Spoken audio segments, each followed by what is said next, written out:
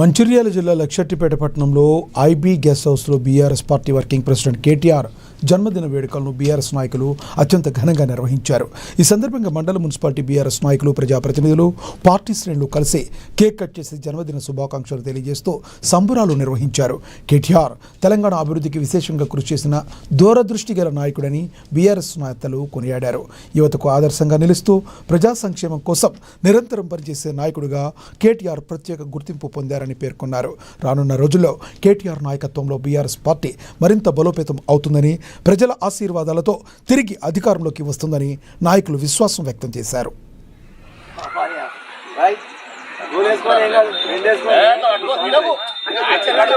రాష్ట్రాన్ని మరి ఐటీ రంగంలో కావచ్చు, అన్ని విధాల మరి విద్యార్థులకు మరి ఉద్యోగులకు అన్ని విధాల మరి ముందుకు తీసుకుపోయినటువంటి సందర్భము.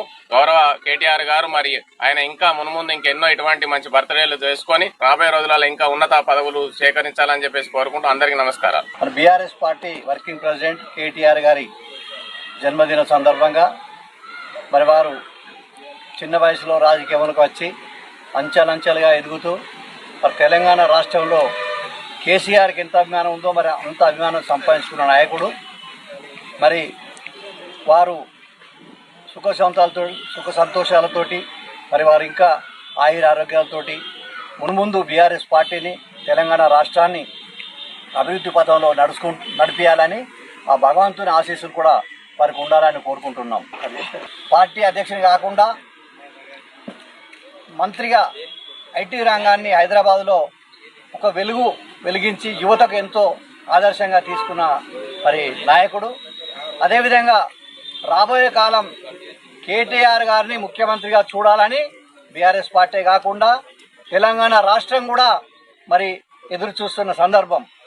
కేటీఆర్ గారు గత ప్రభుత్వంలో ఐటీ రంగంలో కానీ గ్రామీణ రంగంలో మంత్రిగా వ్యవహరించి ఎన్నో రకాలుగా ప్రజలకు మార్గదర్శకంగా ఈరోజు పాలన దక్షతను చూపెట్టిన గొప్ప వ్యక్తి కేటీఆర్ గారు.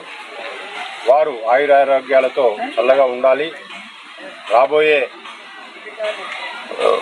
కొత్త గవర్నమెంట్లో, టీఆర్ఎస్ గవర్నమెంట్లో కేసీఆర్ గారి నాయకత్వంలో